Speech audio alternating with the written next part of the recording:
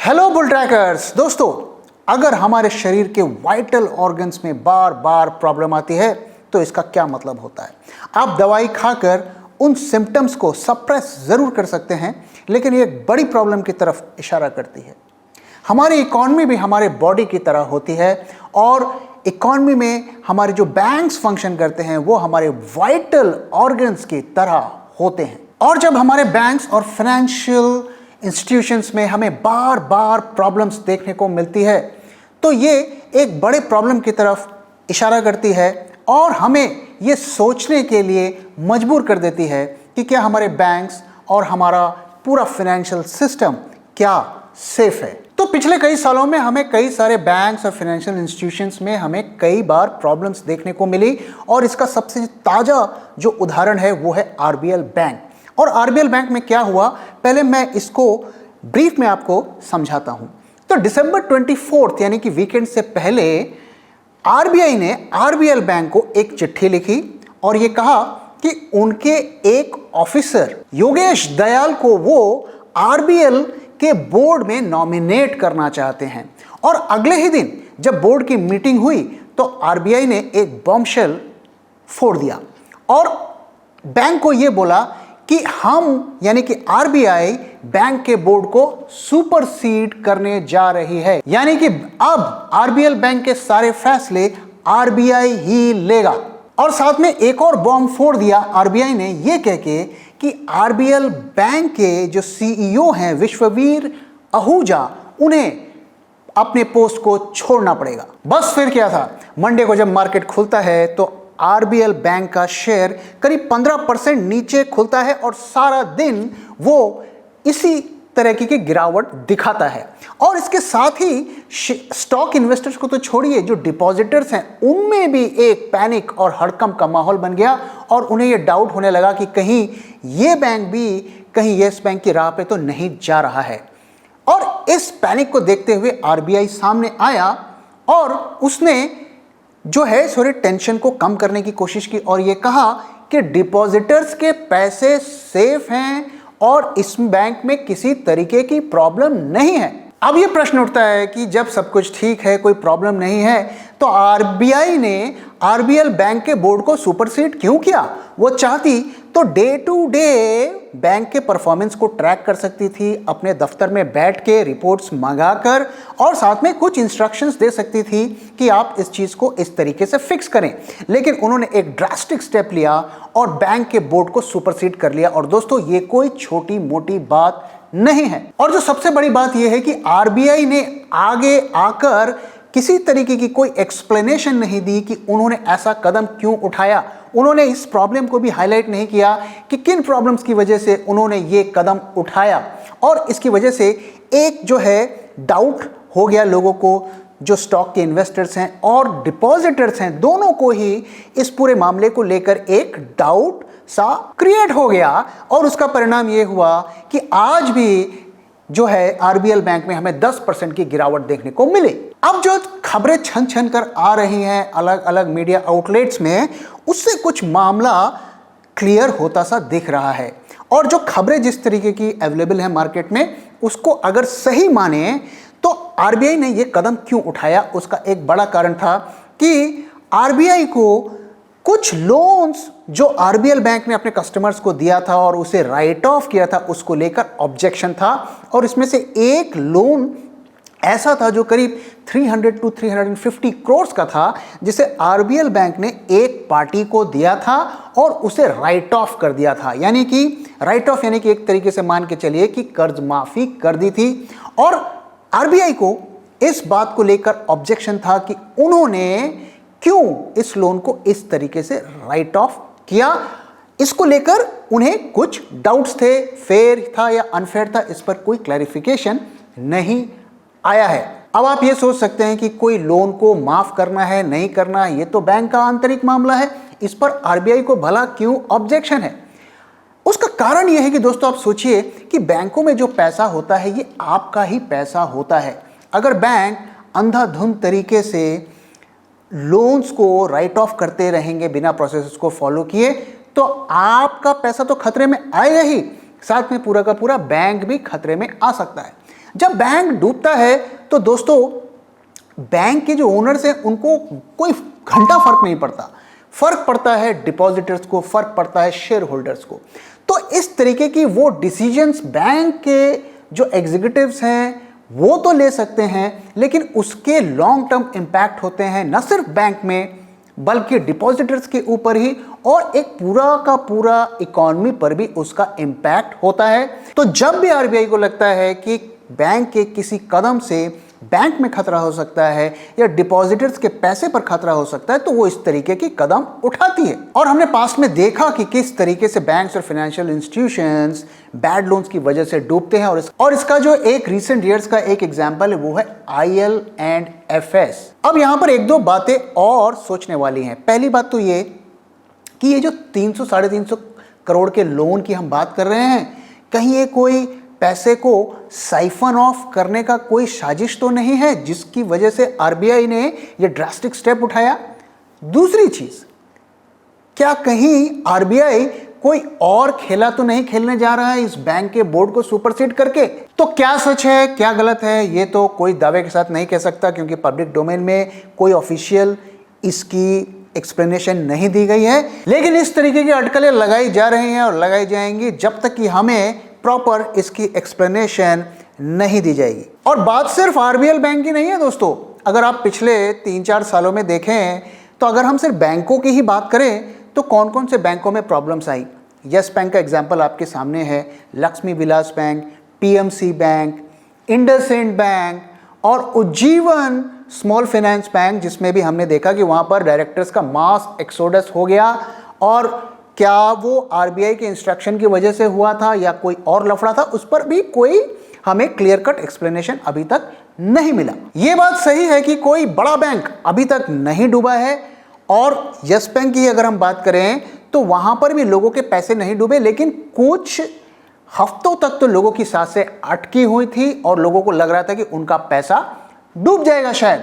और अगर हम लक्ष्मी विलास बैंक और पीएमसी बैंक की बात करें तो वहां पर अभी भी लोगों के पैसे अटके पड़े हैं जहां तक मेरी जानकारी है। और बैंक तो छोड़िए दोस्तों, एनबीएफसीज की हालत तो और खराब है। और कई एनबीएफसीज जो खतरे में है या डूबने वाले हैं या डूब चुके हैं, उनके मैं कुछ नाम आपके साथ शेयर करता हूं। और उनमें जो मेन जो नाम है वो है DHFL, IL&FS और रिलायंस ग्रुप की Reliance commercial finance, Reliance home finance और रिलायंस कैपिटल। दोस्तों ये सारे बड़े नाम हुआ करते थे एनबीएफसी स्पेस में, और आज आप इनकी हालत देखिए, या तो ये बंद हो चुके हैं या बंदी के कगार पर खड़े हुए हैं। अब आइए मैं आपको इस एनबीएफसी के थोड़े बिजनेस मॉडल को समझाता हूं।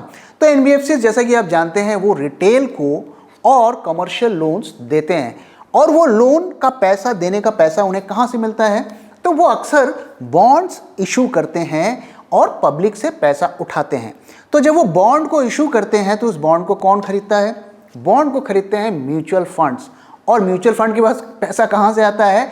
आप जो पैसा डेट फंड में या इक्विटी फंड में डालते हैं वो पैसे से वो बॉन्ड को खरीदते हैं। अब एनबीएफसीज ने बॉन्ड से पैसा उठाया, यानी कि आपसे पैसा उठाया, और फिर उस पैसे को लेकर आगे लोन दिया। अगर आगे लोन डिफॉल्ट हुआ तो वो क्या करते हैं, जो बॉन्ड इशू किया था उसके इंटरेस्ट को देना बंद कर देते हैं, और कई दफे तो कैपिटल भी नहीं चुकाते हैं। तो इसका खामियाजा किसको भुगतना पड़ता है? म्यूचुअल फंड की एनएवी गिर जाती है, या म्यूचुअल फंड कई दफे बंद भी हो जाता है, जैसे कि हमने फ्रैंकलिन टेम्पल्टन के केस में देखा। तो अंत में नुकसान किसको होता है? आपको ही होता है। आप ऐसा सोच सकते हैं कि एनबीएफसी डूबा तो डूबा, हमें क्या फर्क पड़ता है, हमने तो वहां पर पैसे नहीं डिपॉजिट किए थे। लेकिन कहीं ना कहीं वो जाकर आपको ही इंपैक्ट करता है। इस बात को समझना बहुत जरूरी है। और दोस्तों जहां तक बैंकिंग बिजनेस का सवाल है तो ये काफी अच्छा बिजनेस है और सेफ बिजनेस है, प्रोवाइडेड इसे प्रॉपर तरीके से किया जाए। लेकिन सारी प्रॉब्लम का जो जड़ है वो है ग्रीड, यानी कि लालच। और लालच क्या है कि क्वार्टर एंड क्वार्टर हमें बैंक्स के रेवेन्यू को ज़्यादा दिखाना है, ज़्यादा प्रॉफिट दिखाना है और ज़्यादा से ज़्यादा बोनस लेना है, और इसी के लालच में आकर सही और गलत का फर्क जो है एक तरीके से मिट जाता है। अब देखिए, अब सोच के देखिए कितना बढ़िया बिजनेस है कि बैंक के पास डिपॉजिटर खुद चल के आता है और पैसा जमा करता है, और 5-6%, 7% उसे इंटरेस्ट मिलता है और बैंक उसी पैसे से कुछ पैसा लेकर आगे 12, 15, 14, 20% पर आगे लोन देता है और इसका डिफरेंस जिसे स्प्रेड करते हैं, इससे वो प्रॉफिट कमाता है। तो दूसरों के पैसे को लेकर इस बिजनेस में प्रॉफिट कमाया जाता है। आप सोच के देखिए कितना अच्छा बिजनेस मॉडल है। लेकिन प्रॉब्लम क्या होती है? प्रॉब्लम होती है कि आपके ऊपर इतना प्रेशर होता है प्रॉफिट जनरेट करने के लिए और अपने बोनसेस कमाने के लिए कि आप अपने जो है लोन देने के जो क्राइटेरिया है उनको रिलैक्स करते जाते हैं और आप सही गलत देखे बगैर कई दफे बड़े बड़े लोन दे देते हैं, क्योंकि आपको अपने टारगेट्स मीट करने हैं। आपको क्वार्टर एंड क्वार्टर जो रेवेन्यू के टारगेट्स हैं उनको मीट करने हैं, इनकम के टारगेट्स हैं उनको मीट करने हैं। और अगर आप लोन ही नहीं देंगे तो आपकी इनकम कैसे बढ़ेगी और कैसे आपका स्टॉक का भाव बढ़ेगा?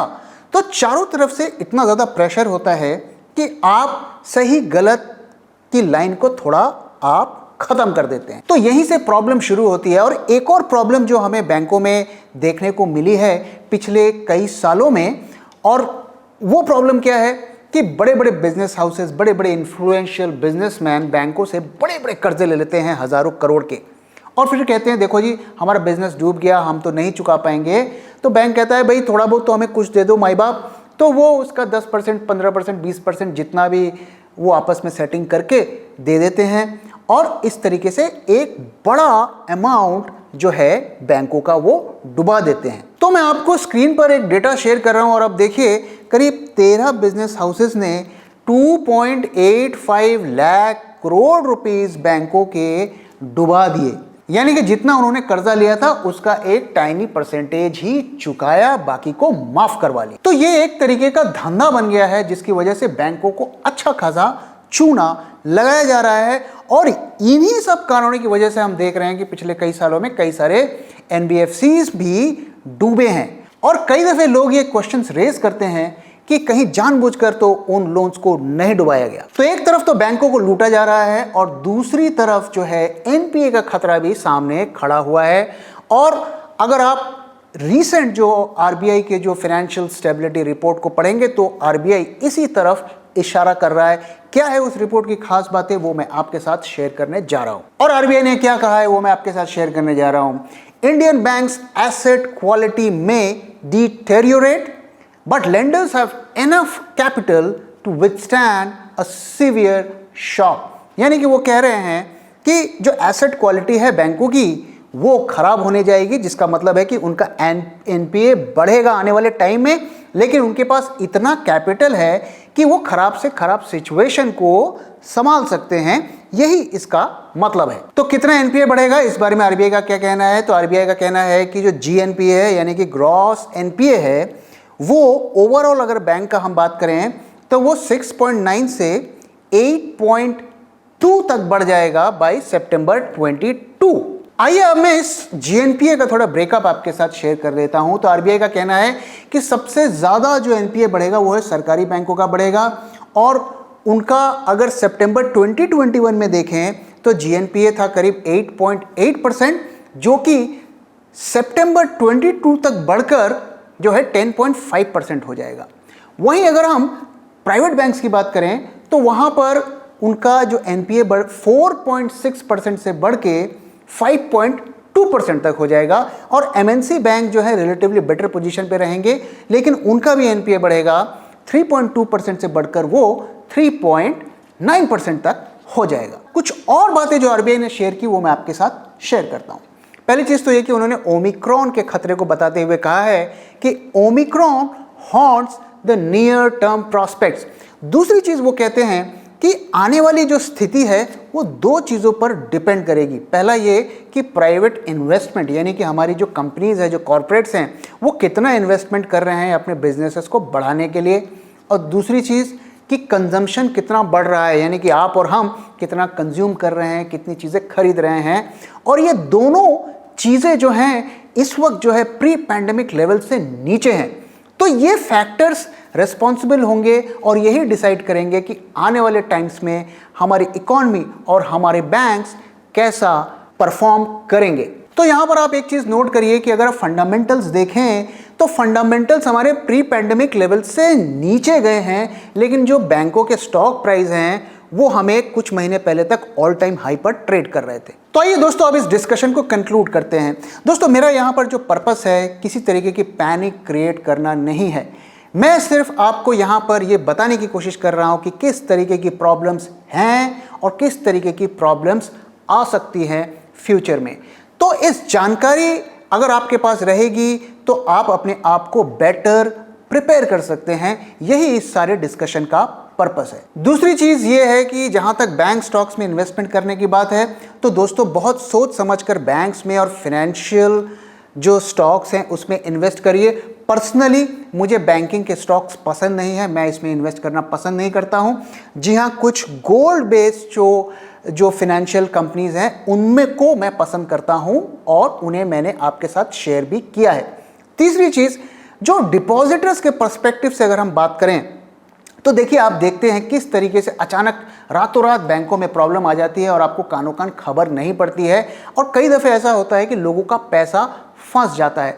इसलिए मैं ज़्यादातर जो मेरे परिचित लोग हैं उनको मैं यही सलाह देता हूं कि अपने पैसों को कई बैंक्स में डिस्ट्रीब्यूट करके रखिए और मिड साइज बैंक से निकलकर बड़े बैंक्स में ही रखिए।